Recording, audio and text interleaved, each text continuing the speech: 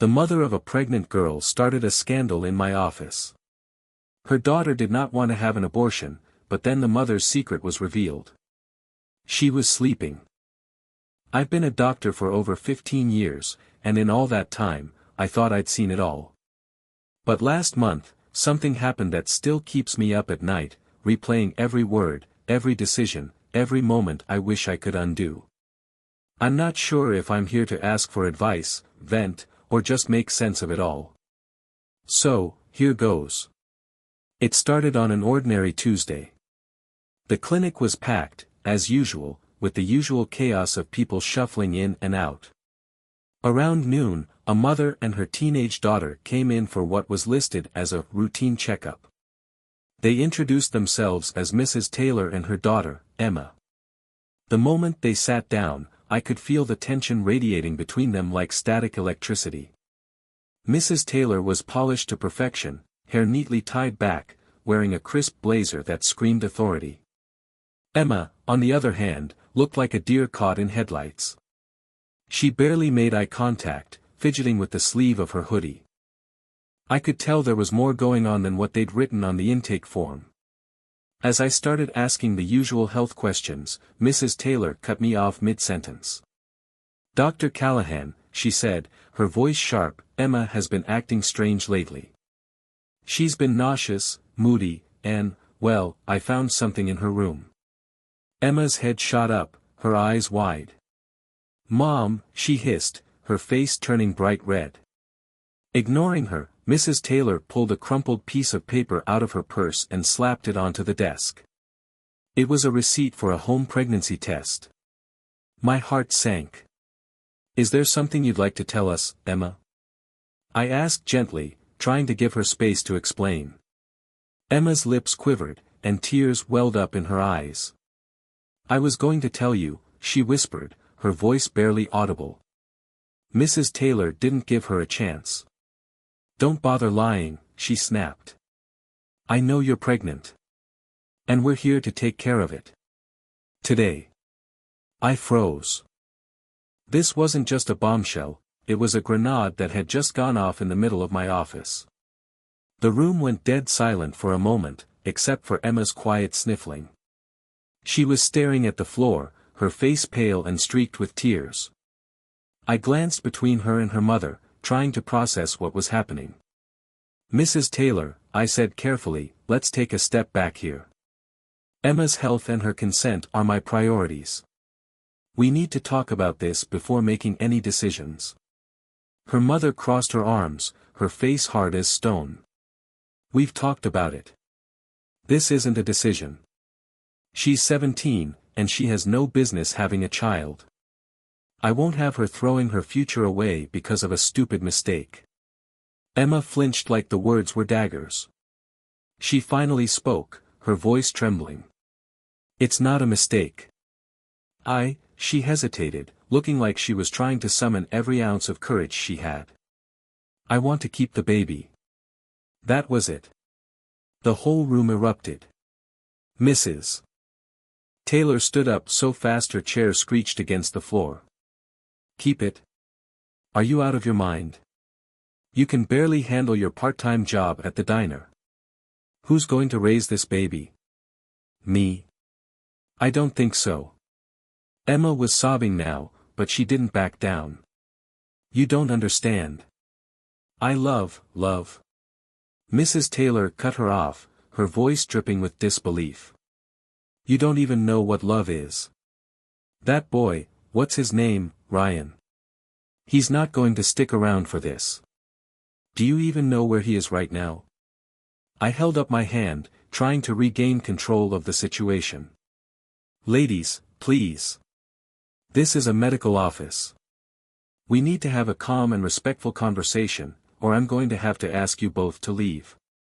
It didn't help much. Mrs. Taylor sat down but kept glaring at Emma, who was trying to catch her breath through the tears. "Emma," I said gently, "can you tell me what's going on? How far along are you?" She hesitated, her voice still shaky. "I think, around 10 weeks. I was going to tell Ryan. I didn't know how to tell Mom." And she wouldn't have, Mrs. Taylor interjected. I had to find that test myself. She was going to keep sneaking around, lying to everyone. This is the kind of irresponsible behavior that proves she's not ready to be a parent. The way she said it, so cold and dismissive, made my stomach turn. Emma might have been young, but she wasn't some problem to be solved. She was a person, a terrified, overwhelmed person trying to make sense of a life-changing situation. But then Mrs. Taylor dropped another bombshell. If you won't do it here, she said, her voice icy and unwavering, I'll find someone who will. But this pregnancy will not continue. I stared at her, shocked by the ultimatum. It wasn't just the words, it was the absolute certainty in her tone, as if this was a business transaction, not her daughter's life. Mrs. Taylor, I said, my voice steady but firm, Emma's consent is required for any medical procedure. If she says no, I can't, and won't, proceed. Emma looked up at me, her eyes pleading. I don't want to, she said softly, but her voice was drowned out by her mother. Don't you see she's not thinking clearly? Mrs. Taylor said, her voice rising again. She's a child. She doesn't know what's best for her. I do. And just when I thought it couldn't get any worse, Emma dropped a bomb of her own. I know about you and Ryan, Mom. Emma's words hung in the air like a thunderclap. Mrs. Taylor froze, her expression shifting from anger to shock in an instant. For the first time since they'd walked in, she was completely silent. What did you just say? Mrs. Taylor finally asked, her voice barely above a whisper. Emma wiped her tears, her face a mix of fury and heartbreak. I said I know about you and Ryan. I'm not stupid. I saw the messages. You think I wouldn't notice you sneaking out late or that I wouldn't check your phone after I saw him drop you off last week? I swear I could feel the temperature in the room drop. Mrs. Taylor's face turned pale, then flushed red. Emma, you don't know what you're talking about, she said, her voice trembling but still trying to maintain control. Oh, I know exactly what I'm talking about. Emma shot back, her voice cracking with emotion. You've been hooking up with my boyfriend behind my back, and now you're sitting here acting like I'm the irresponsible one. Like you have the moral high ground. I sat there, stunned, watching this unfold. This wasn't just a messy family argument anymore. This was a full-on train wreck. Mrs. Taylor tried to regain her composure, her hands gripping the edge of her chair. That's ridiculous, she said, her voice firm but unconvincing. Ryan is just, he's been helping me with some things around the house. You're imagining things. Emma let out a bitter laugh. Helping you? Yeah, I'm sure that's what you call it. Does Dad know about all this helping you've been getting? Mrs. Taylor's face turned an even deeper shade of red. She opened her mouth to respond, but no words came out. Is that why you're so desperate for me to get rid of this baby? Emma continued, her voice dripping with accusation. Because you don't want your little fling with Ryan to come out? Or are you afraid it'll mess up your perfect little life if everyone finds out what you've been doing? I'd seen plenty of family drama in my career, but this was something else entirely. I didn't even know what to say. Part of me wanted to step in and defuse the situation, but another part of me felt like I had no right to interfere. Mrs. Taylor finally found her voice, though it was shaky and defensive. You don't understand, Emma. He came on to me. I didn't want any of this to happen. He's manipulative. He's taking advantage of you, too. Emma looked like she'd just been slapped. Taking advantage? Mom, he's my boyfriend. And you're my mother. How could you do this to me? The room fell into an awkward, suffocating silence. Emma was trembling, her fists clenched on her lap. Mrs. Taylor looked like she was about to cry but was too proud to let it show. Finally, Emma turned to me. Dr. Callahan, she said, her voice raw, please. I don't know what to do. I don't trust her to let me make my own decision. Can you help me? I took a deep breath, feeling the weight of her question settle on my shoulders. This wasn't just a medical situation anymore, it was a moral minefield. But before I could even begin to respond, Mrs. Taylor stood up abruptly, her chair toppling over. "I'm done here," she said, her voice cold and clipped. "You can ruin your life if you want to, Emma. But don't come crying to me when it all falls apart." And with that, she stormed out of the room, leaving Emma and me sitting there in stunned silence. The silence after Mrs. Taylor left was deafening. Emma sat there, her face buried in her hands, shoulders shaking with silent sobs. I could feel the weight of the moment pressing down on both of us. I slid my chair closer, keeping my voice soft. "Emma, take your time. I'm here to help. No one's forcing anything right now, okay?" She looked up at me, her eyes red and swollen. "I don't even know what to do anymore," she whispered. "I thought Ryan cared about me. And my mom," she broke off, a fresh wave of tears spilling over. I handed her a tissue, giving her a moment to collect herself. "Emma," I said gently, "I need you to be honest with me. Do you feel safe at home? Is there anyone else you can turn to for support, your dad, a friend, anyone?" She shook her head. "My dad works long hours, and even when he's home, he doesn't really talk to me. And my friends, they'd judge me. Or worse, they'd tell everyone at school. I'm so alone." Her words hit me harder than I expected. She wasn't just a scared teenager, she was isolated, caught between a mother who had betrayed her and a boyfriend who was apparently just as bad. "Emma," I said, trying to sound as steady as possible, "this is your life, your body, and your decision. If you want to keep the baby, there are resources and support systems we can connect you with. And if you don't feel ready, there's no shame in that either. Whatever you choose, I'll make sure you're treated with care and respect. But this is about you. Not your mom. Not Ryan. Just you." She nodded slowly, her hands fidgeting with the tissue. "I want to keep the baby," she said finally, her voice quiet but firm. "It's the only thing I feel like I have left.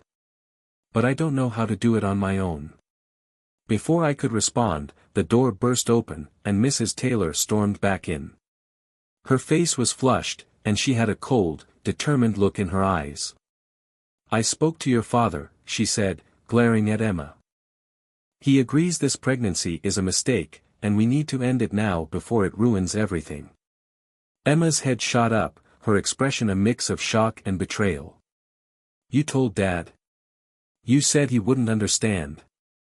"Oh, he understands," Mrs. Taylor said, her voice dripping with disdain. "He understands that this is a disaster waiting to happen. We're not going to let you throw your life away for some boy who doesn't even respect you." I couldn't sit there any longer.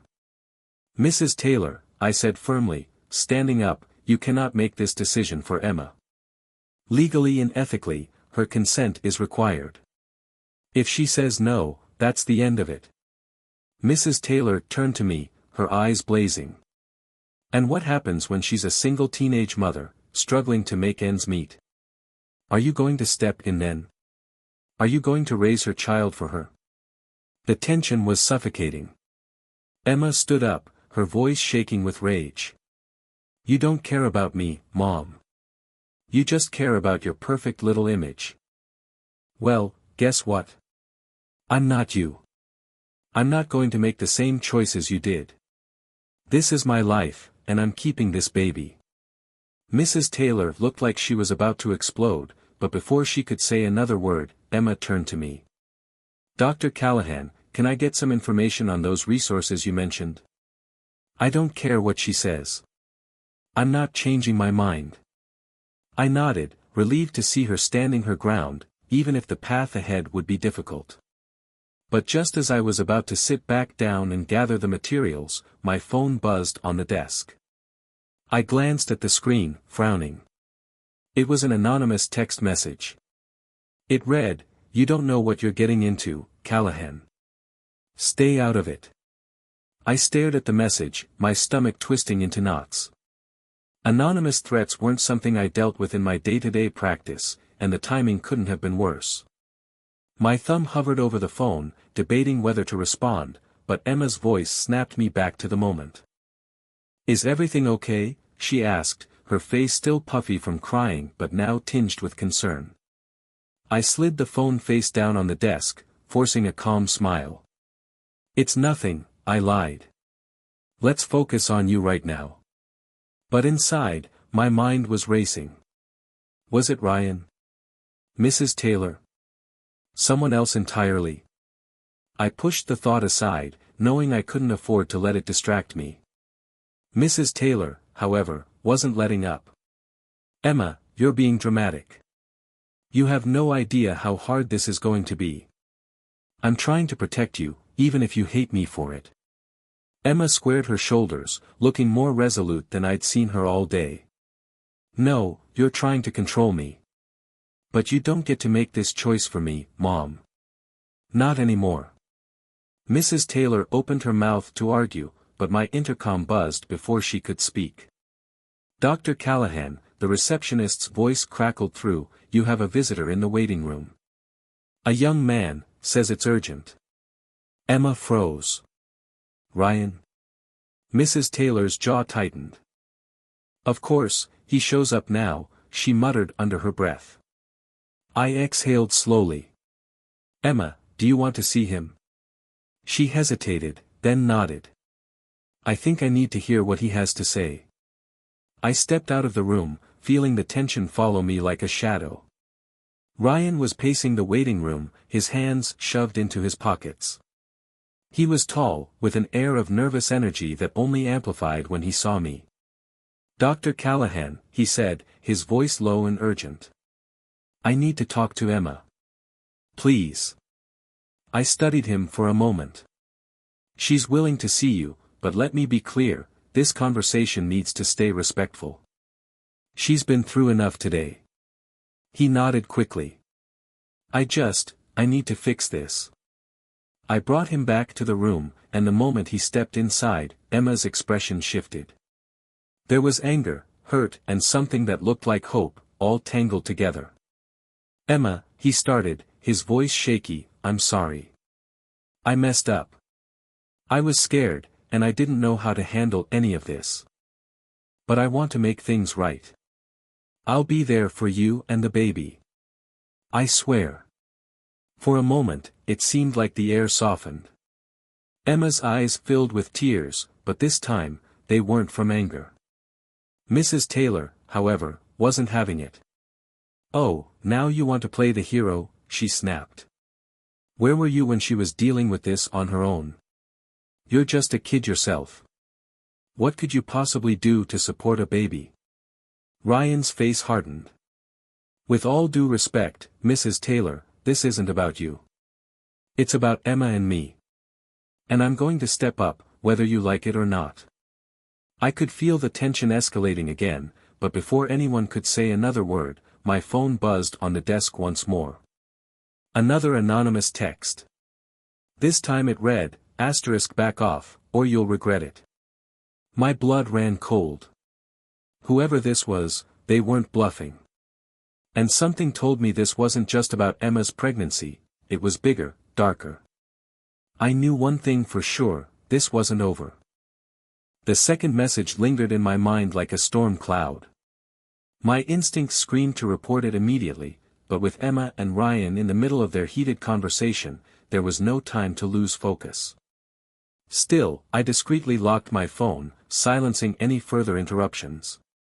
"I'm serious, Emma," Ryan said, his voice steadier now. "I don't care what your mom says or how hard this gets. I love you, and I want to make this work."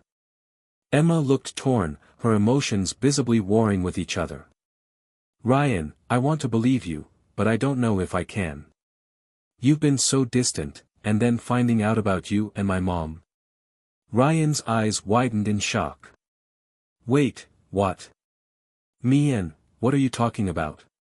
Emma crossed her arms, her face hardening again. "Don't play dumb. I saw the texts. I know you've been sneaking around with her. Ryan's jaw dropped, and he shook his head vehemently. Emma, no. That's not true. I would never.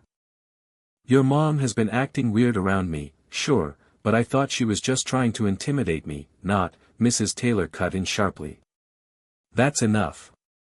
Emma, you're twisting this into something it's not. Ryan is lying to save face.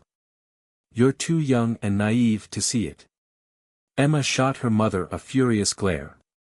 Oh, I'm naive? Says the woman who thinks she can gaslight her own daughter into submission. Before things could spiral further, I stepped in. Enough. All of you, I said firmly, holding up a hand. This isn't productive, and Emma doesn't need this stress. Ryan, if you're serious about supporting her, you need to start by earning back her trust. And Mrs. Taylor, it's clear Emma has made her decision. It's time to respect that. Mrs. Taylor scoffed, grabbing her purse. Fine. Do whatever you want, Emma. But don't come running to me when your life falls apart. She stormed out again, slamming the door behind her. Ryan turned back to Emma, his voice softening. I swear, Em, I'll prove to you that none of this is true. Just, give me a chance. Emma hesitated, then nodded reluctantly. Fine. But you need to be honest with me. No more secrets. I let out a quiet breath of relief, hoping this was the start of some kind of resolution. But deep down, I knew the threats on my phone couldn't wait much longer. Later that evening, as I sat in my office catching up on paperwork, the weight of the anonymous texts gnawed at me. I debated calling the police, but something about the messages felt personal, like the sender knew more about this situation than I did. As I scrolled through the day's notes, my phone buzzed again. Another text, asterisk you should have stayed out of it, Callahan. Now you've made it worse, asterisk the words sent a chill down my spine. Who was behind this? Mrs. Taylor? Ryan? Or someone else entirely? Before I could dwell on it further, the phone rang. It was Emma. Dar. Callahan, she said, her voice trembling, I think someone's been following me. I saw a car parked outside my house earlier, and now it's driving past again. I'm scared. My pulse quickened. Emma, where's your dad? Are you home alone? He's not home yet, she said, her voice barely above a whisper. And my mom hasn't come back either. What should I do? Stay inside, lock all the doors, and call the police, I said, trying to keep my voice calm. I'll head over to make sure you're okay. As I grabbed my keys and headed for the door, my mind raced. Was this connected to the texts? Or was it something, or someone, else? When I arrived at Emma's house, the street was eerily quiet. Her front porch light flickered, casting long shadows across the driveway. I parked my car and approached the door cautiously, knocking lightly. Emma? It's Dr. Callahan. Are you okay? The door creaked open, and Emma peeked out, her face pale and her eyes wide. I'm so glad you're here, she whispered, pulling me inside. She led me to the living room, where she'd barricaded the front windows with chairs and cushions. The car's gone now, but it was just sitting there for hours. I don't know what they wanted. Before I could respond, the sound of tires crunching on gravel made us both freeze. I moved to the window and peeked through the curtains. A black sedan idled at the curb, its headlights off. Is that the car you saw earlier? I asked. Emma nodded, her hands trembling. Yes. That's it. I grabbed my phone to call the police, but before I could dial, the car door opened, and a figure stepped out. It was Mrs. Taylor. What the? I started, but Emma bolted for the door before I could stop her. Mom. What are you doing? She yelled, throwing the door open. Mrs. Taylor didn't answer. Instead, she marched up the driveway, her face a mask of fury. I told you to drop this, Emma. I told you this was a mistake. Why are you following me? Emma demanded, her voice cracking. I'm trying to protect you. Mrs. Taylor shouted back. You don't understand the kind of people you're dealing with. I stepped between them, my own anger bubbling to the surface. Mrs. Taylor, this needs to stop. You're scaring your daughter. If you really care about her, let her make her own choices. Mrs. Taylor looked at me, her eyes narrowing. You don't know what you've gotten yourself into, Callahan. This is bigger than you, or Emma, or Ryan. And then, almost as if on cue, another car pulled up behind the black sedan. Ryan stepped out, but he wasn't alone. A man I didn't recognize followed, his expression cold and calculating. Who the hell is that? Emma whispered, her voice trembling. Mrs. Taylor's face went pale, and for the first time all day, she looked genuinely afraid. That, she said quietly, is why I've been trying to protect you.